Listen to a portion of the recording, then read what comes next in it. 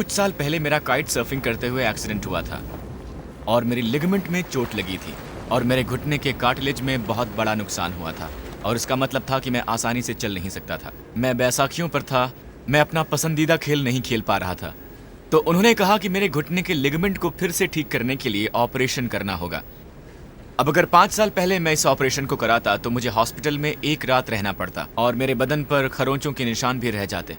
लेकिन अब की होल सर्जरी की वजह से मैं 5 घंटे में बाहर आ गया और अब मैं भाग सकता हूँ, खेल सकता हूँ, पहले जो भी करता था वो कर सकता हूँ। ये अद्भुत है।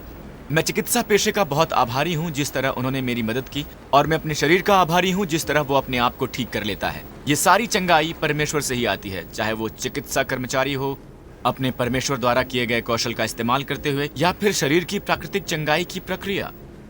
चिकित्सा में कई बड़ी उपलब्धियां हुई हैं। जीवन जीने के स्तर अब पिछले 100 सालों में दुगने से ज्यादा हो चुके हैं। और फिर इन उपलब्धियों के बाद भी अगर आप दुनिया में देखें तो कितना दर्द और कितनी बीमारियां हैं। हम सबके जीवन में एक बार तो हमें बीमारी का सामना करना ही पड़ता है, चाहे हम खुद हों या हमारे दोस्त हों या परिवार हों। उस मुकाम पर यह सवाल पूछना बहुत ही स्वाभाविक है, और ये सवाल ये है कि क्या परमेश्वर आज चंगा करते हैं?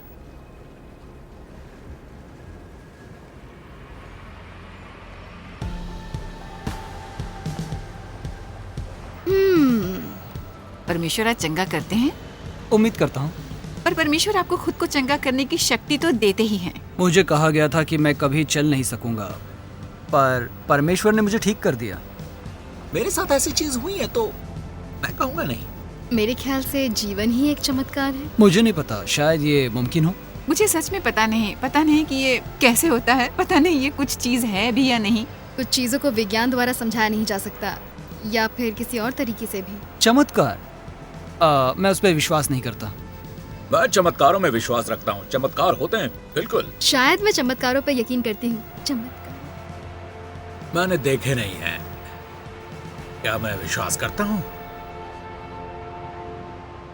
मैं वहां तक पहुंचा नहीं हुआ। मसीही बनने से पहले अगर आप मुझसे ये सवाल करते हैं क्या परमेश्वर आज चंगा करते हैं, तो मैं कहता ये तो कोई सवाल ही नहीं हुआ। मैं ये नहीं मानता कि परमेश्वर हैं, और अगर वो हैं तो फिर वो उस एक आदमी को चंगा क्यों करेंगे जब वहां करोड़ों लोग हैं जो चंगे नहीं हुए। मसीही बनने के बाद भी मैंने नए नियम को पढ़ा कि यीशु लोगों को चंगा कर रहे हैं और चेले लोगों को चंगा कर रहे हैं। मैंने सोचा हाँ ठीक है, ये तो बहुत पहले हुआ है, पर आज ये होने की उम्मीद नहीं रख सकते। फिर मई 1982 में जॉन विम्बर नाम के एक व्यक्ति हमारे चर्च में आए थे। जॉन विम्बर एक अमेरिकी पास्टर थे, विनयर्ड चर्च के पास्टर थे। वो एक गायक भी रह चुके थे, एक अद्भुत व्यक्ति। और वो हमारे यहाँ आए और वो रविवार की रात थी, वो प्रचार करने आए थे। वहाँ पल्पिट पर उन्होंने कहा, मैं वहाँ बैठा सोच रहा था चंगाई के विषय में कुछ निंदाशील बातें, पर कुछ उस रात कुछ अनोखी चीजें हुई। उसके बाद की रात हम स्प्रिंग नाम के कमरे में मिले जो वहां पर नीचे था, जिसमें करीब 100 लोग बैठ सकते थे, और चर्च के पथ प्रदर्शक वहां पर आए थे। उस समय हमारा चर्च छोटा था, वहां पर 60 या 70 ऐसे लीडर्स थे वहां स्प्रिंग नाम के उस कमरे में नीचे। और जॉन विम्बर ने चंगाई के विषय पर बात की और हम सब संतुष्ट थे। पर फिर अंत में उन्होंने कहा अब हम कॉफी पीने वाले हैं, और कॉफी के बाद वापस आने पर हम सब चंगाई करने वाले हैं। अब इससे पहले हम में से किसी ने भी चंगाई की नहीं थी, और इसीलिए हमारा कॉफी ब्रेक काफी लंबा चला। और कॉफी के बाद जब हम वापस आए तो जो सामने बैठे थे उन्हें लगा कि वहां बैठे रहना काफी स्वार्थी होगा, और वो सीधे पीछे चले गए। और जॉन और उनकी टीम प्रार्थना कर रहे थे। उनके पास ज्ञान के काफी सारे शब्द थे, और उन्होंने समझाया ज्ञान के शब्द आपके स्वाभाविक मन में आते नहीं हैं। ये वो है जिसे एक अलौकिक खुलासे द्वारा सामने लाया जाता है, एक चिन्ह, एक चित्र, या कोई रहम का दर्द हो सकता है, या ऐसा कुछ। वो यही समझा रहे थे। और उन्होंने समझाते हुए कहा ऐसे 12 थे, और फिर उन्होंने उसे पकड़कर बताया, और फिर उन्होंने लोगों को एक एक करके आने के लिए कहा। पहले वाला मुझे याद है, एक आदमी था जिसकी पीठ में चोट लगी थी, वो भी 14 साल की उम्र में कुल्हाड़ी से लकड़ी काटते वक्त। हमने सोचा हाँ ऐसा तो कोई हो ही नहीं सकता। और ये आदमी उठा और वो आगे आ गया। फिर एक के बाद एक हमारा अच्छा दोस्त जेरमी, उसकी पीठ के बारे में उन्हें पता था और वो आगे आया और उस रात उसे भी चंगाई प्राप्त हुई। आखिर में एक ही था उन 12 वचनों में से जिनका जवाब नहीं दिया गया था, उनमें से बस एक ही था। यहां एक महिला है, एक ऐसी महिला जो गर्भवती नहीं बन पा रही। और हम अंग्रेज हैं और बहुत सालों पहले हम इन चीजों के बारे में खुलेआम बात नहीं करते थे। और मैंने सोचा इसके लिए कोई भी आगे नहीं आएगा, पर वो रुका रहा। और अंत में हमारी एक दोस्त, एक जवान महिला उठी और सामने आई। हमें नहीं पता था कि उसे गर्भवती होने में मुश्किल हो रही थी, लेकिन उस रात उन्होंने उसके लिए प्रार्थना की, टीम ने उसके लिए प्रार्थना की और 9 महीने बाद उसने एक बेटे को जन्म दिया। हाँ, गर्भधारण स्प्रिंग रूम में नहीं हुआ था। और तब से हमारे अच्छे दोस्त एड और सैरा के 5 बच्चे हैं। और मैं इस चंगाई के विषय को अलग तरीके से देखता हूं, अलग तरीके से। पुराने नियम में एक आयत है जो कहती है, मैं परमेश्वर हूँ जो तुम्हें चंगा करता हूँ। चंगा करना परमेश्वर की प्रकृति में है। परमेश्वर आपसे प्रेम करते हैं और वो चाहते हैं कि आप जिएं और पूर्णता का अनुभव करें। यीशु शब्द का सही अर्थ है मसीहा। ग्रीक में मसीहा का शब्द है सोजो। एक दिलचस्प शब्द है क्योंकि इसका अर्थ हो सकता है मैं बचाता हूँ। यीशु हमें हमारे पापों से बचाने आए थे, हमें क्षमा करने आए थे। पर इस शब्द का अर्थ मैं चंगा करता हूँ भी है। यीशु आए थे टूटे हुए दिलों को जोड़ने के लिए। परमेश्वर को चंगा करना पसंद है और वो उसके लिए मेरा और आपका इस्तेमाल करना चाहते हैं। और आप परमेश्वर से कम नहीं है जब आप पीड़ित लोगों की मदद करते हैं, उनके आंसू पोंछकर, टूटे हुए दिलों की मदद करके और गिरे हुओं को उठाकर। बाइबल कहती है कि हमारे शब्द चंगाई ला सकते हैं। आप अपने शब्दों से बटे हुओं को चंगाई दे सकते हैं। आप शांति ला सकते हैं, प्रोत्साहन ला सकते हैं, क्षमा ला सकते हैं। जिस चोट का हम जीवन में अनुभव करते हैं संबंधों से आती है, और हमारी ज्यादातर चंगाई भी। चंगाई आती है परमेश्वर के साथ हमारे संबंध से और साथ ही दूसरे लोगों के साथ संबंध से। पर जब बाइबल चंगाई के बारे में बात कर रही है तो सिर्फ स्वाभाविक, मानसिक और आत्मिक चिकित्सा की बात नहीं कर रही, शारीरिक चंगाई भी है। 25% सुसमाचार यीशु के चंगाई के चमत्कारों के बारे में है।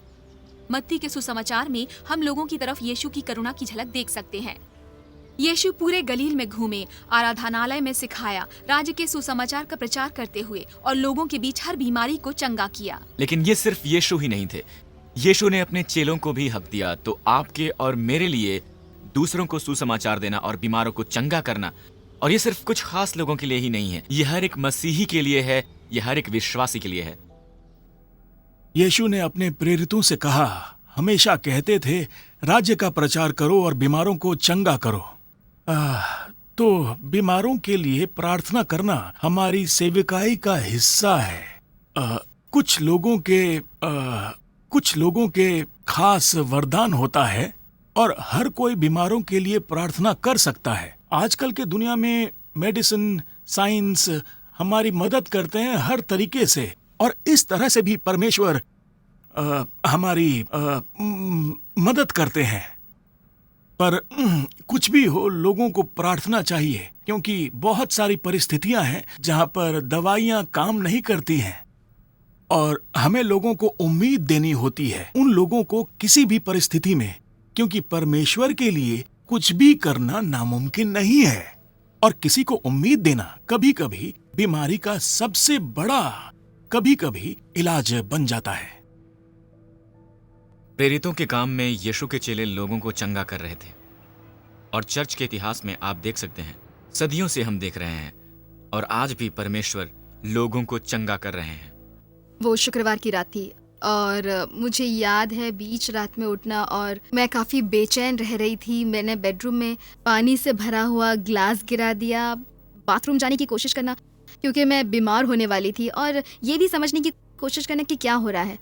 और मुझे याद है अगली सुबह तक इंतज़ार करना, मेरे पति को ये कहने से पहले कि शायद मुझे अस्पताल जाना चाहिए। मुझे अस्पताल जाने तक पता नहीं चला कि मैं काफ़ी देर तक बाहर नहीं आने वाली हूँ। मुझे याद है डॉक्टर मुझसे मिलने आए, वो काफ़ी गंभीर दिख रहे थे, बहुत ही ज़्यादा।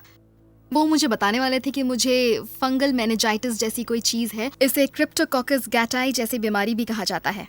और ये तो सुनने में ही अजीब था।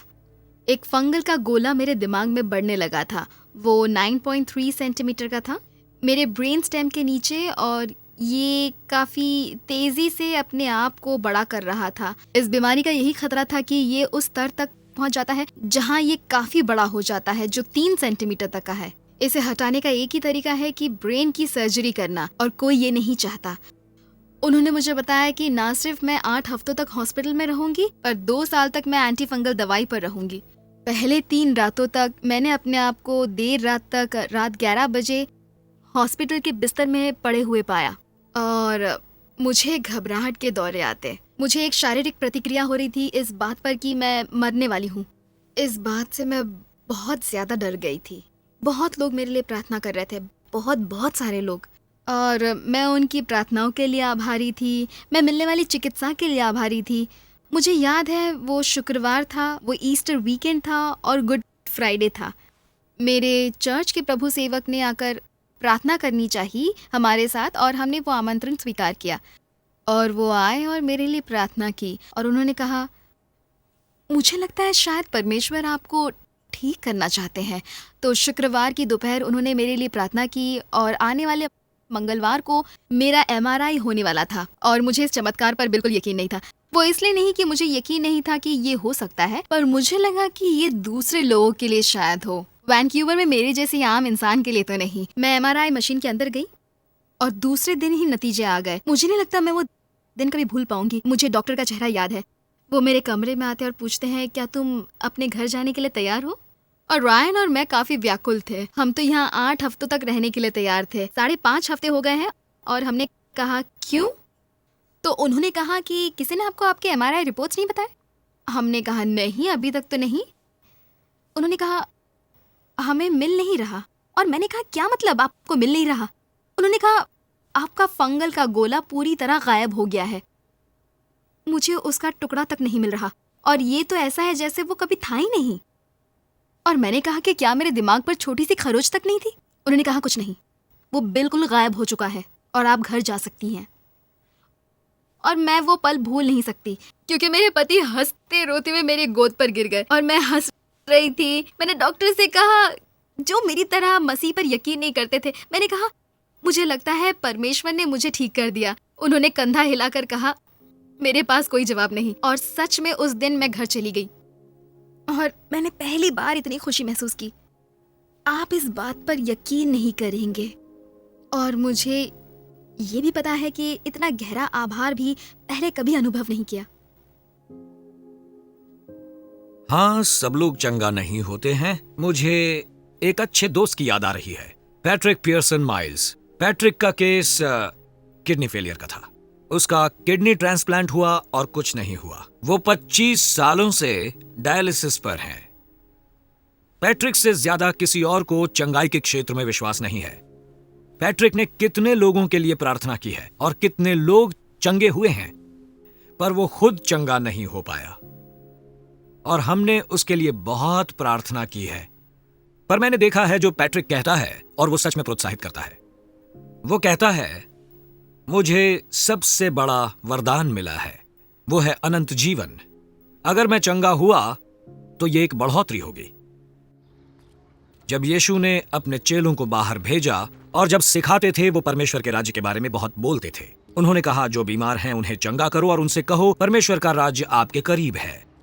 परमेश्वर का राज्य असर करने वाला क्षेत्र है, और एक दिन परमेश्वर का असर करने वाला क्षेत्र पूरा हो जाएगा जब यीशु वापस आएंगे।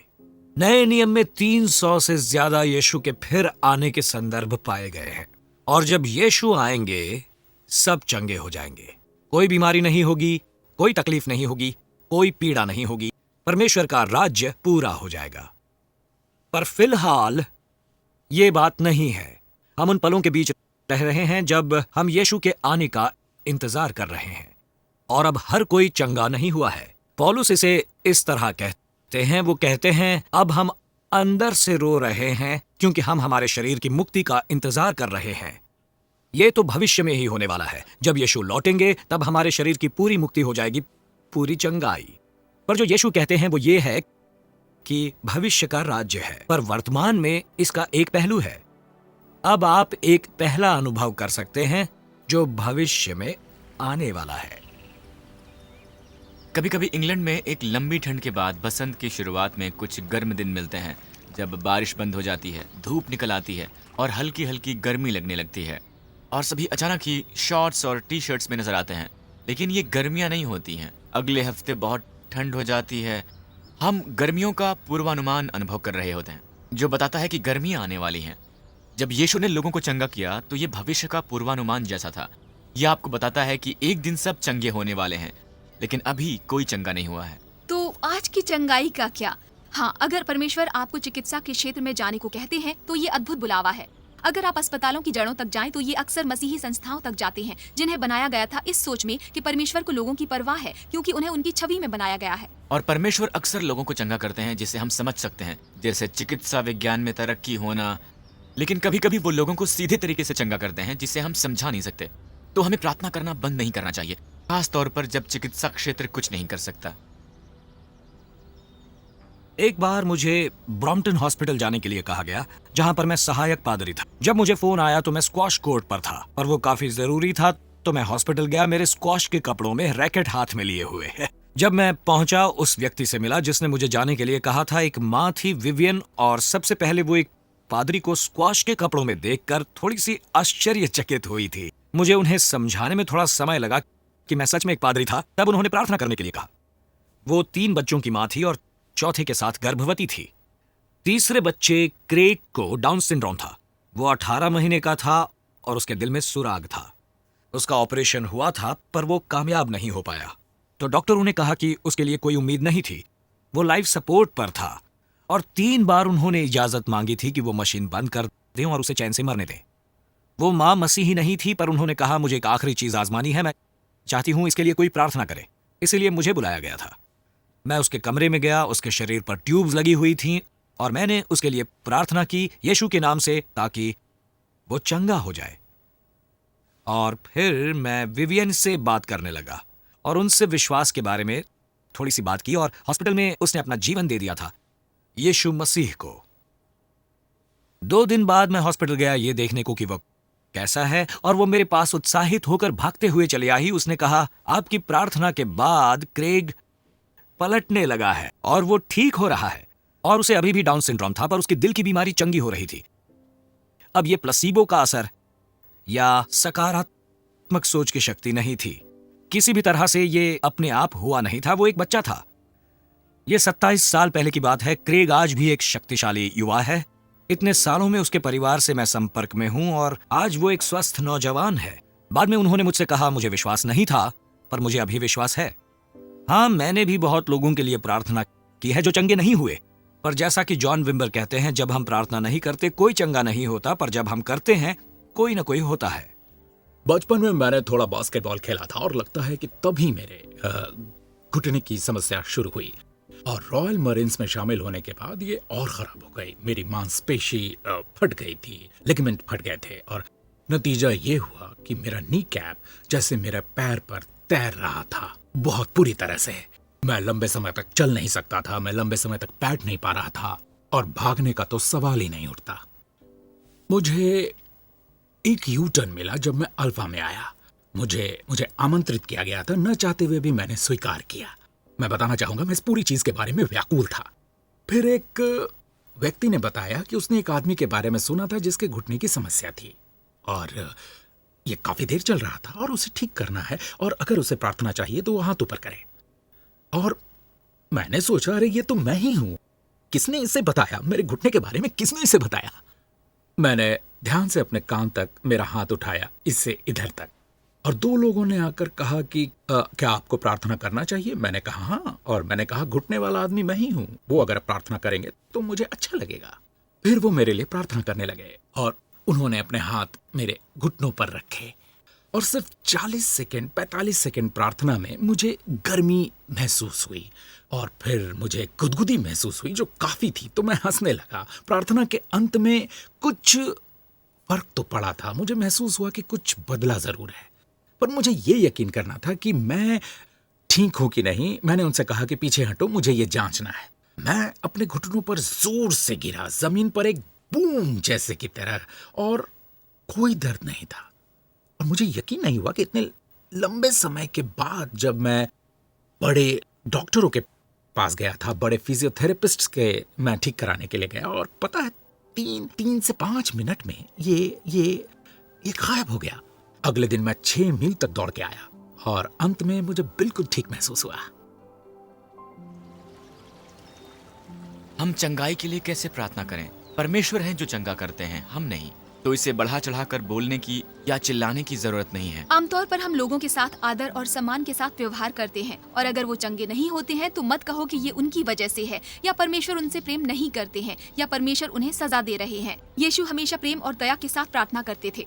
एक चीज जो मददगार हुई है वो है ज्ञान के वचन। परमेश्वर से पूछो, क्या आप मुझे दिखाएंगे? ये किसी चित्र या छवि जो आपके पास है उसके द्वारा हो सकता है। शायद आप एक करुणा की पीड़ा अनुभव करें।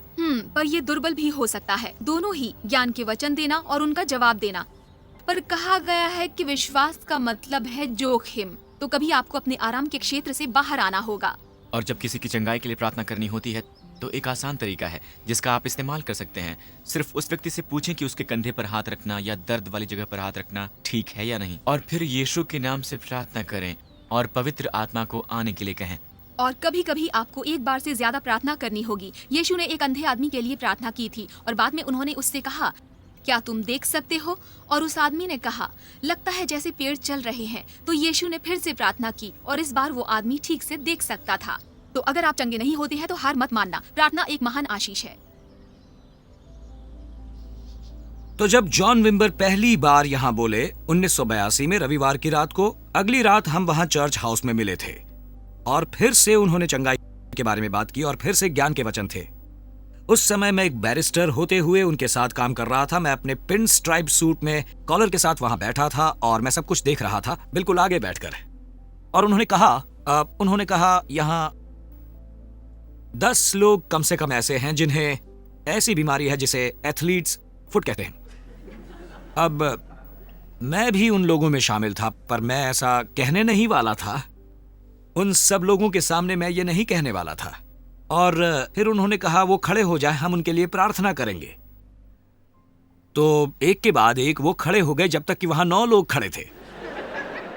मैं फिर भी खड़े होने वाला नहीं था, पर मेरी पत्नी पीपा वहां बैठी थी, और उसने मुझे कोहनी मारते हुए कहा, 10वें तुम हो। और मैं कह रहा था, नहीं, वो मैं नहीं हूं, कोई और होगा। पर अंत में मेरी हड्डियों में इतना दर्द था कि मैंने सोचा कि यह आसान होगा, नहीं तो उसके लिए भी प्रार्थना करनी पड़ेगी।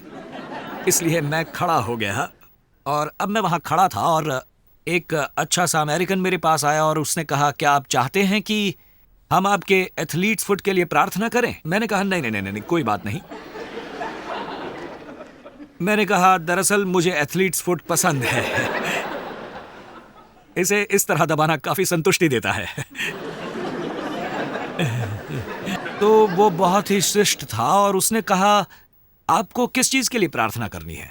तो मैंने कहा, मुझे मेरी सेवकाई में शक्ति के लिए प्रार्थना करनी है। तो उसने कहा, ठीक है, मैं प्रार्थना करता हूं।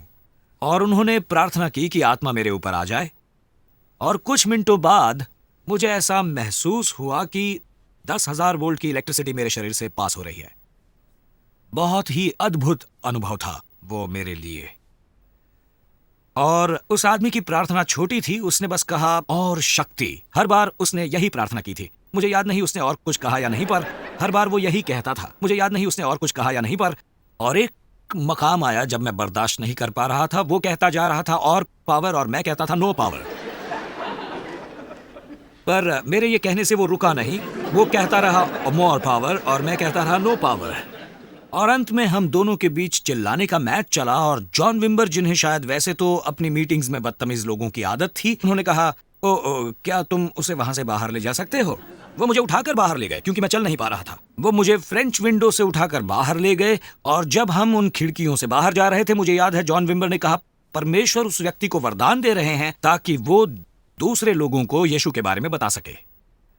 मैं अक्सर उस पल को याद करता हूं, क्योंकि मेरे जीवन में वो महत्वपूर्ण पल था। ऐसा हुआ कि उस समय मेरा एथलीट फुट तो ठीक नहीं हुआ, पर तब से वो धीरे धीरे ठीक हो रहा है, और मुझे बहुत खुशी हुई कि मेरे लिए कोई प्रार्थना कर रहा था।